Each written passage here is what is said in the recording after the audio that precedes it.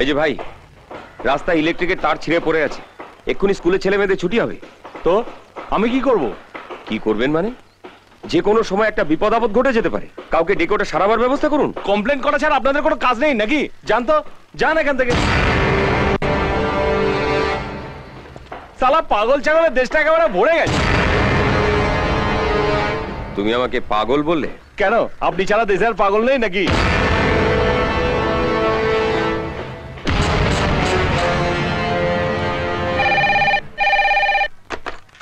Hello, electric supply. এখানে ইন্দিরানগরে, যেখানে life লাইনের কাজ হচ্ছে, রাস্তায় ইলেকট্রিকের তার ছিঁড়ে পড়ে আছে। এখন অফিসে কেউ নেই, এলে বলে দেবো।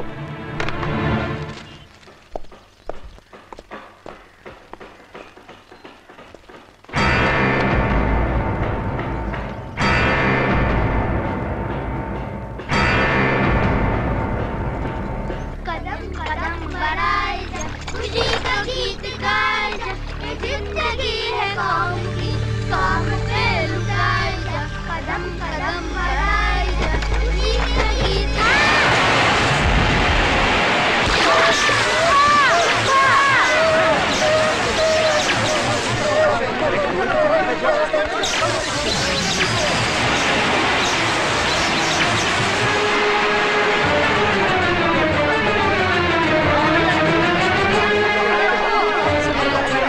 কি হয়েছে ভাই? ঠিক শুনুন তো, কি হয়েছে? হ্যাঁ,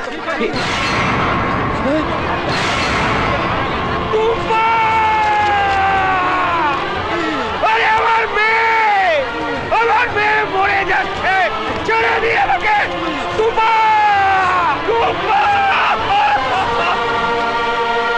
আজকের এই দিনটাতে বাংলা আবার নতুন করে জন্ম নেবে, আর তার বার্থ সার্টিফিকেট সাইন করবে এই লাইফ লাইন। তার আগে আমার মেয়ের ডেথ সার্টিফিকেটে সই করুন।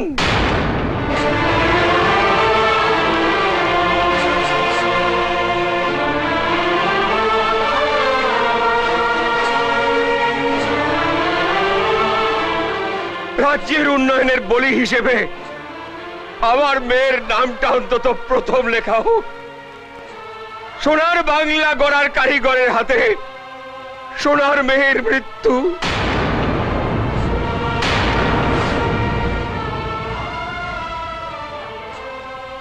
রাস্তায় ইলেকট্রিকের তার ছিঁড়ে পড়ে আছে, আপনার লোককে বলেছিলাম ব্যবস্থা নিতে, বিপদ হতে পারে, শোনেনি আমার কথা?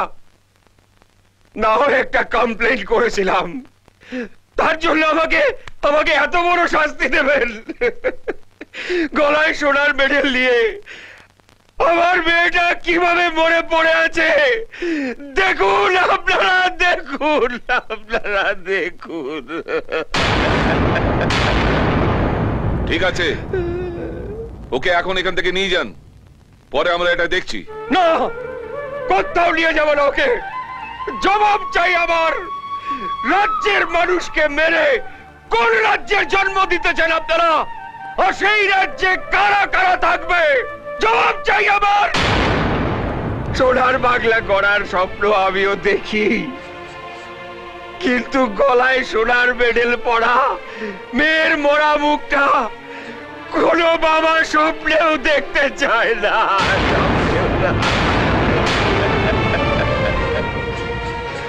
ফিরিয়ে দিন আমার মেয়েকে, ফিরিয়ে দিন।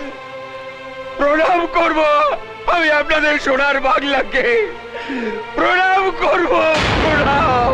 পুলিশ, ওকে এখান থেকে সরিয়ে দাও।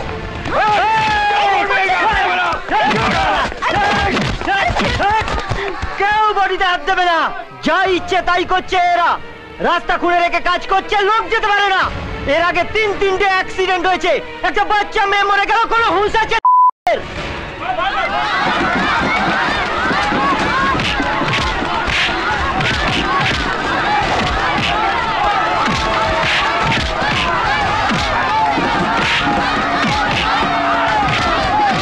হ্যালো ডিসি, আপনি এক্ষুনি ফোর্স নিয়ে এখানে চলে আসুন।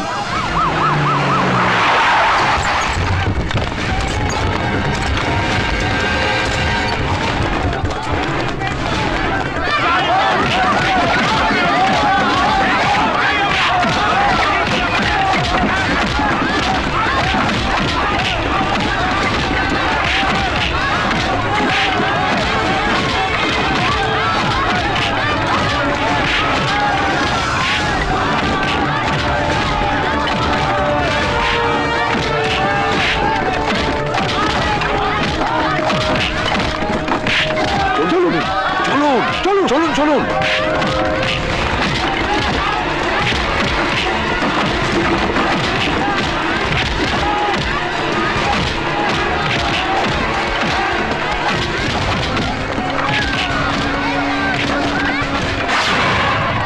ক্যামেরাটা বন্ধ করুন। কেন? এখানে কোনো ছবি তোলা যাবে না। আপনার পুলিশ যদি লাঠিচার্জ বন্ধ না করে তাহলে আমার ক্যামেরাও বন্ধ হবে না। পুলিশের হাতে লাঠি ওঠে পেটাবার জন্য, আম পাড়ার জন্য নয়। আর সাংবাদিকের হাতে ক্যামেরা ওঠে এই সব ছবি তোলার জন্য, বিয়ে বাড়ির ছবি তোলার জন্য নয়।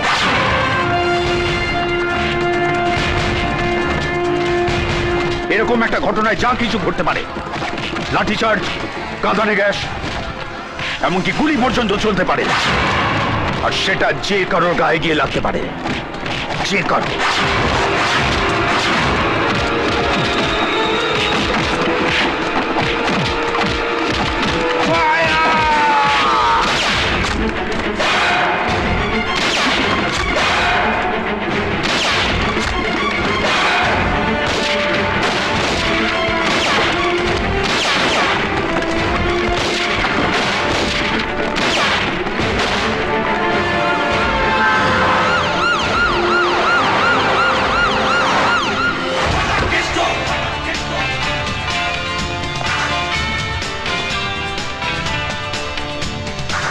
Good morning sir. Good morning না ব্যাড মর্নিং সেটা এখন বলতে পারছি না অফিসার।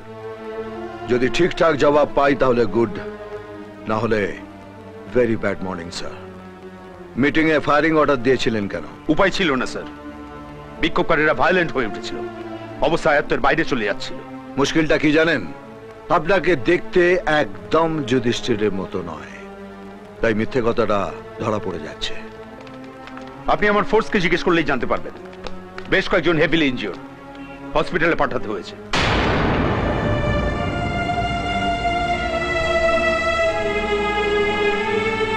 স্যার, আমার ফুটফুটে মেয়েটা ওদের জন্য দুর্ঘটনায় মারা গেছে।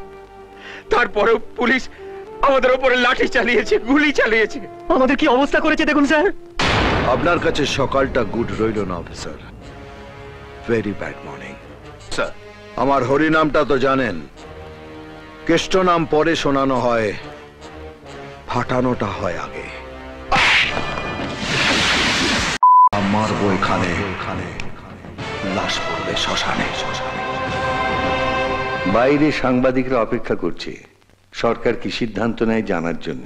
স্যার, আমি ঘটনাস্থলে গিয়ে যা বুঝলাম এর জন্য সম্পূর্ণভাবে দায়ী লাইফলাইন। 5 মিনিটের জন্য ঘটনাস্থলে গিয়ে আপনি বুঝে গেলেন কে দায়ী? আমি সেখানে প্রথম থেকে ছিলাম। তাহলে প্রথম থেকে আপনিই বলুন। মেয়েটার ডেড বডি নিয়ে ওর বাবা সেখানে হল্লা করে, লোকজন ভায়োলেন্ট হয়ে যায়।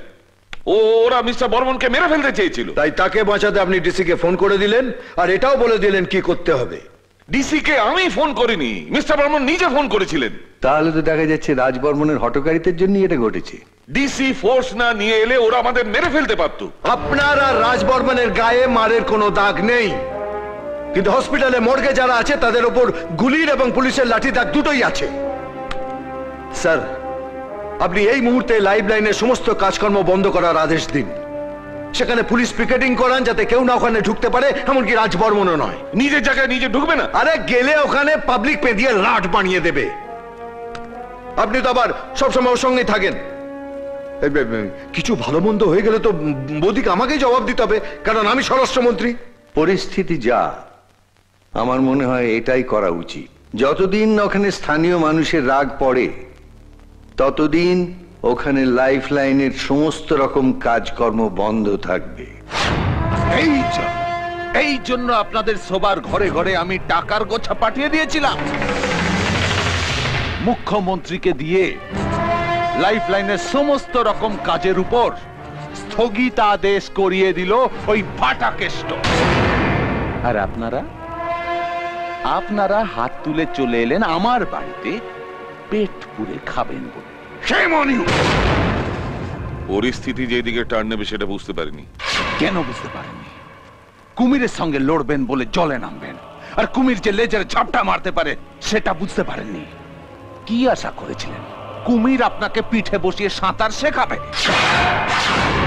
আপনি স্বরাষ্ট্র দপ্তরের এগেইনস্টে কেস করুন, আমরা আপনাকে মরাল সাপোর্ট দেব। কত দাম আপনাদের এই মরাল সাপোর্টের? 10,000 কোটি টাকা বিনিয়োগ করেছি। বাবার জন্মে কখনো এত টাকা গুনে দেখেছেন? মরাল সাপোর্ট। ফালতু সাজেশন না দিয়ে অ্যাকশনের কথা বলুন। অ্যাকশন। স্যার এ কি আপনার এই অবস্থা হলো কি করে? অ্যাক্সিডেন্ট করেছেন নাকি? অ্যাক্সিডেন্ট যা হওয়ার তা হয়েছিল সকালে, আর এটা তার সাইড এফেক্ট স্যার। মানে আমি স্পট থেকে বেরোবার আগেই ফাটাকেষ্ট ওখানে পৌঁছে গিয়েছিল স্যার। বিশ্বাস করুন আমার একটা কথাও শোনেনি। পাবলিকের একটা করে কথা শুনছে আর একটা করে কিল মারছে আমাকে। বিশ্বাস করুন স্যার, পাক্কা 2.5 ঘন্টা ধরে আমাকে মেরেছে। 2.5 ঘন্টা ধরে আপনাকে মেরে আপনার হাতে সাসপেনশনের চিঠি ধরিয়ে দিয়ে আপনাকেই গাড়িতে তুলে দিয়েছে ফাটাকেষ্ট। শেষ লাইনটাই বলবেন তো? তাহলে তো বেঁচে যেতাম স্যার, মান সম্মানের অন্তত কিছুটা থাকতো। আমাকে সাসপেন্ড না করে ডিমোশন দিয়ে হোম গার্ডে পাঠিয়ে দিয়েছে স্যার। ফাটাকেষ্ট দেখছি সীমা পেরিয়ে গেছে। এবার সময় হয়েছে ওকে আমার সীমার মধ্যে বেঁধে রাখা।